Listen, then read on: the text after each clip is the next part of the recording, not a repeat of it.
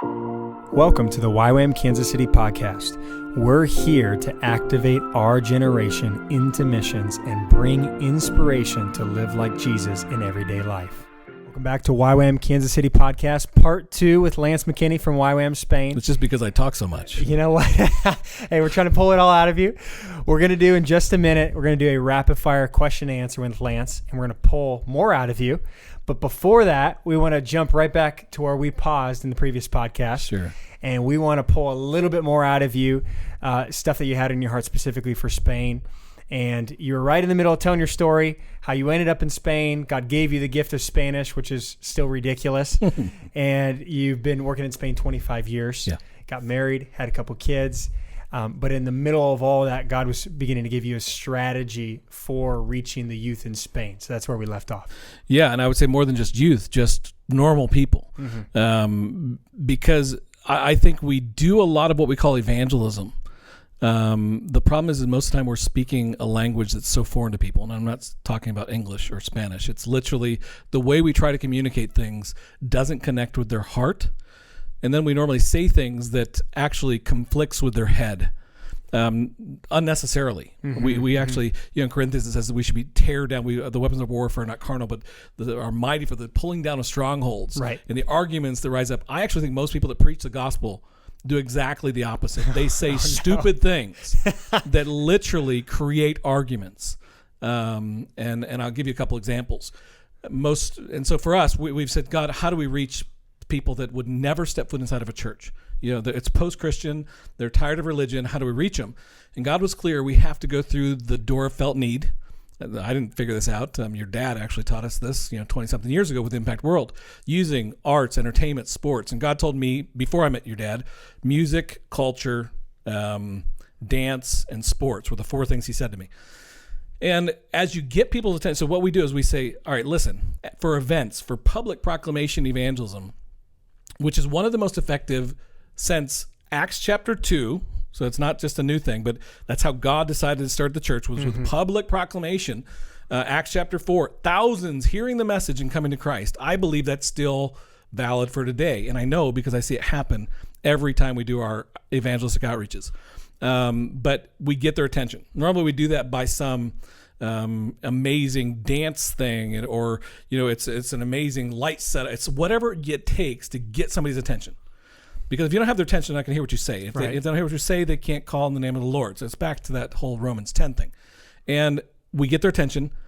We earn the right to speak in their lives. Because just because you're saying something doesn't mean that people care what you have to say. And so we normally do that. I saw this the first time I saw it was with Team Extreme, a really strong guy who bench pressed this massive amount of weight that just left everybody, wide-eyed and like, oh my goodness. Then as he told his story, they wanted to listen to him. He earned the right to speak in their lives.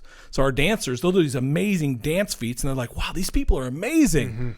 They don't know him from Adam, but they want to listen to him. So we get their attention. We earn the right to speak in their lives, never lose their attention. So we make sure that we just go, and we don't build up arguments. So we'll make statements quoting from the Bible without saying, in Genesis chapter 1 it says, because if I'm a non-believer, I'm like, who cares what Genesis chapter 1 says? Sure. That's a book of fair. It creates arguments. So we just don't say things that would create an argument. Our model, of course, is Paul in Athens in Acts chapter 17. He used an idol. He used their poet. He didn't quote the Torah, which when he was with the Jews, he did. So we get their attention, earn the right to speak in their lives, never lose their attention, preach the whole gospel. You got to go back to creation, that everything around us displays a deliberate act of creativity. Because everybody in Europe has just swallowed the evolution thing. But when you say things in a certain way, their spirit testifies to it. And if you can say it in an intelligent way, their mind doesn't argue with you because you don't make ridiculous statements. So anyway, the whole gospel from creation. But if God's a good God, what's happened to the world? Why are people dying? Why is there sickness? You answer the question. Don't avoid it. Who am I? Where am I? What's happened? So all these things that people are asking real questions. And if we can answer those questions, and we say the answer really is a relationship with God. Now, how can you have a relationship with God? Well, the relationship was broken because of sin. There is a punishment, but Jesus was willing to pay it. He loved you so much that he took on your punishment. People are excited. People are like, wow, I can have a relationship with the God who created me. Now, 10 minutes ago, they didn't believe God created them. Right. But there's something, or in God, but something happens because it testifies deeper than their mind, but their mind doesn't get in the way if you do it intelligently. And I it's not intelligence. It's if you understand the way secular humanistic people's minds work, you can say things where they say, that's true. Yeah, that's right. Yeah, I hadn't thought of that. Rather than, no, that's dumb. So we're just really careful about it. So how to be effective with evangelism? The whole gospel. Jesus conquering death and sin is Jesus' resurrection is the gospel is Jesus died, was buried for 3 days, rose again. In Corinthians it tells us that. That the power of Jesus is amazing, and people are like, I want a relationship with that God. And then you talk to them about the price. Jesus gave up his life, and all he asks in return is everything. We challenge people to surrender their lives to God, and to give up sin. And people are tired of sin. And so we're seeing hundreds and hundreds every year. And we're not a big ministry. We have 40 full-time staff. We do about 40 larger outreaches a year, but we're seeing hundreds, actually thousands every year give their lives to Christ in a post-Christian place. And I mean, some of our events are 100 people, some are a couple thousand, but people are searching. And I think so the keys are get people's attention, earn the right to speak in their lives, never lose their attention, preach the whole gospel, and then challenge them to surrender their lives to Christ. Come on. And people respond in droves. Come on. I want to get your thought on this one more thing before we jump into rapid fire. So to all those who are living in a post-Christian place, whether it's Europe, I've heard so many people say college campus. Yeah, no, really. So people say my place is too hard. The ground is too hard. It's too dark. Throne of Satan's in my backyard. I don't know, whatever. I've heard so many things. Or I think every city, every town, every place. Every city thinks the same thing. Well, Spain was known as the missionary's graveyard, because people were there for decades and did not see fruit. And I'm sorry, and I don't want it to sound arrogant, but you don't know what you're doing. You're doing something that's not connecting with their hearts. And I think if you study Paul, he did not do the same thing in Athens as he did. And I've heard people actually argue that Paul was a failure in Athens because it says that some mocked, some wanted to know more, and some actually received the message. So but he didn't have great response. He took people from zero God framework or multiple God framework to there is a God, and people made a decision. No, it wasn't the thousands like on the day of Pentecost or, at the Gate Beautiful. But what Paul did was so different in a secular context than what he did in a Jewish context where they actually were looking for a Messiah. So we have to understand, we're not going to see the mass numbers. Actually, I think we're seeing more numbers now in post-Christian as we are in semi-Christian culture like America. But I think Spain was known as a missionary's graveyard. People were not seeing a lot of fruit. For years, they were not seeing. Matter of fact, everybody thought evangelism didn't work. So now we've come in and just done it differently. And now people are like, hey, the gospel still works. So they're excited. And part of our goal is to help people just preach the gospel better. So I would say there is no place too hard for the gospel. The love of Jesus Christ, his sacrifice, will penetrate the hardest of hearts. We need to learn how to share the gospel well. I think really it falls back on us. That's what God said to me. They haven't rejected me. They've rejected you. That's what God told me that day. That was a hard, I talk like that to most people because that's how I need to be talked to. So God just beat me up that day. He said, they haven't heard the gospel. You're the problem. And here's the solution. Come on. So I think, ask God, how do I preach the gospel in a relevant way? Right. That's amazing. Awesome. Well, thanks for sharing that. That's powerful, and I think gives faith for anyone in any context to believe, you know what, my place isn't too dark, my place isn't too hard. Not at all. And Jesus defeated death. And everyone's looking for hope. Everyone's looking for answers. They just don't think God's the place to look. They gave up on that a long time ago because they equate God to religion. Right. And so they're not looking the right place. But if we can actually be the ones that live a life where they're like, there's something different about you. And then you can actually tell them what it is in a real way that makes sense and isn't religious, people are looking for it. Amen. Well, I want to jump in. I want to ask you a whole bunch of questions real quick. Let's do it. And just hear some of your thoughts. Okay. So obviously you're a leader. You've been a leader even with Ywam and Ywam internationally in Spain, across the country. And so we know you've poured into a lot of people. You have a lot of resources, a lot of thoughts. Lots of thoughts. So I have a handful of questions here. I just want to get your answers. And Yeah, maybe your 20, 30-second punchy answers. Punchy. Let's do it. They can be preacher 20 seconds, a couple of them if you want. So first question I want to ask you, what's one thing you would tell your 20-year-old self? Oh, I have so much. Just one. Top thing. I would say be more disciplined. Okay. Be more disciplined.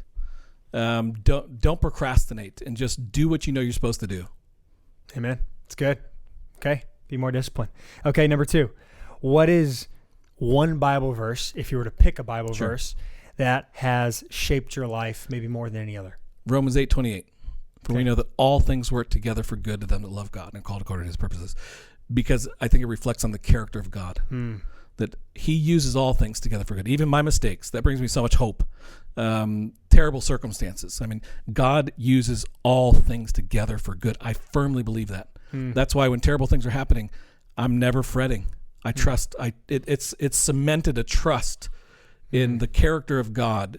That's a huge verse for me. Come on. It's powerful. That whole chapter is amazing. Okay. One book other than the Bible, obviously. I actually mock Christians when I preach in churches sometimes. I'm like, I've got a great book I want to recommend, and everybody's like, oh, great. And I'm like, it's called the Bible. Read the Bible. It'll change your life. But all right. So one book you'd recommend every person read. Sure. Wow. I would actually, if I did one book, it's probably because it's very clear in my mind right now. I've been re-looking at it. Organic Church by Neil Cole. Okay. It challenges what we call church, and I think it desperately needs to be challenged now. Okay.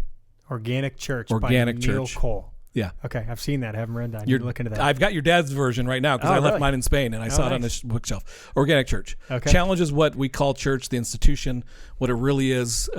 Powerful message. And Neil's, it's very biblical. Great book. Great book. Come on. Okay. All right. What is, or who is one leader that has maybe shaped your life more than any other person? Sure. If I didn't nail it down to one, and I'm not going to, I'm going to tell you 3. I would say my Uncle Gary.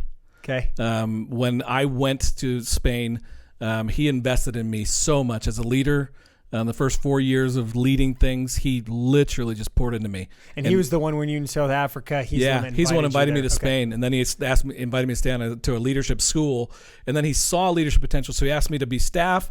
Then the next school, he asked me to lead the outreach. Then he asked me to lead the school. Then he asked me to really give more leadership in the school. So he actually really mentored me. Now, I'm not going to give you just one because there's actually 2 other guys that I look to and I say, who they are has shaped who I am. And that is my dad, because I saw him from a little kid, just his passion for Christ. He's real. And so he shaped me the way I am. And then your dad, Mark. I mean, I've seen Mark for 20 something years, who he is and the way he looks at the Great Commission and who God is. And every time I talk with Mark, I'm challenged. There's revelation every time when he's opening the Word. So he's definitely shaped. Without Mark, I wouldn't have been able to do everything we've done in Spain. And so my dad's the foundation. Gary built on it for leadership, and your dad for the apostolic, prophetic, go after nations. So those 3. Come on. 3. Squeaking 2 extra there. That was great. Yeah, sorry. Okay, last question. One thing most people wouldn't know about you. So it's a more personal question. Sure. So unless they were a close friend with you or close family member, what's one thing that people wouldn't know? I play the trumpet. Okay, I didn't know that. Yeah, I know. Who would? Why would you? I used to play in an orchestra. Bring that thing. I used to go to a very traditional church. We had an orchestra, and I actually played the trumpet. Okay. There you go. Okay, podcast number 3. You're gonna bring your trumpet. Yeah, I haven't played in years. My lip would blow out. That's awesome. Come on. Well, Lance, we appreciate your time. Thanks so much for coming on the podcast. And I think there's a lot of good stuff here that people are really going to be challenged by, encouraged by.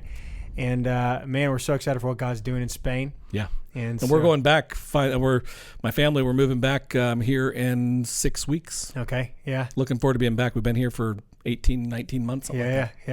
We're excited to stay connected with you guys and continue to see what God does in Spain through y'all. So, yeah, appreciate you. Thanks so much for joining the podcast. And for those who are listening, man, if you guys were blessed by this and encouraged just like I was or challenged, why don't you guys write in the comments, give us your thoughts, your feedback, different things that you're doing in the place where you're at. As well as, why don't you follow us, subscribe, share a little love. You don't want to miss the different episodes that are coming out, more like Lance and different leaders coming through. We feel like it's a really amazing content that you don't want to miss. So thanks for joining today. If you enjoyed this video, like, comment, share, subscribe, and follow. And be sure to turn on your post notifications to be alerted with the next podcast coming out. Thanks for listening.